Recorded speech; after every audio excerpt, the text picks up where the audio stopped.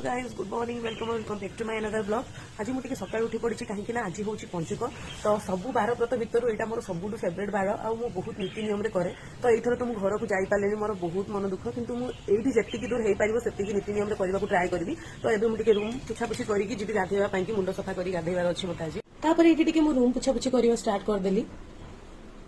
एबे मु चुट्टी सफा कर गाधे पाधे चली आसली। मु फुल रेडी। चलतु एबे पूजा कार्य आरंभ करवा। आसतु ये सूर्य को पानी देदबा। जबा कुष्म शंकासन काश्यपेय महादूती धंतारी सर्वपापाग्न प्रणतस्मी दिवाकर। तापर ये बंदापना थाली भी रेडी कर देछि सूर्य को बंदेबा पई।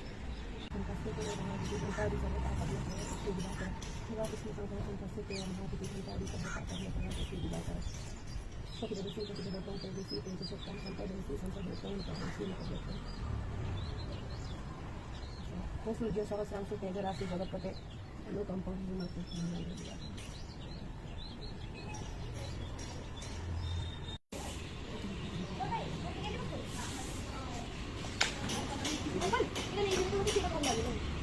मुझे चित्ता भी पकई देछि।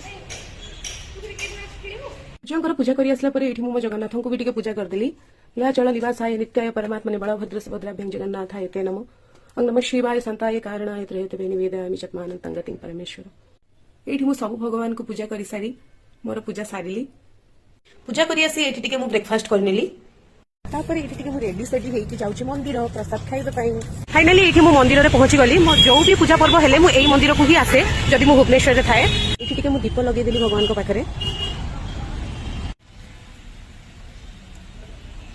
प्रसाद खाइ आसी मु टिके रेस्ट नेली। तापर मु पीली बीटरूट जूस। तापर ये फ्रूट्स खाई मो मिनी ब्लॉग को एंड कली। पुणी देखा अनदर ब्लॉग रे। Love you.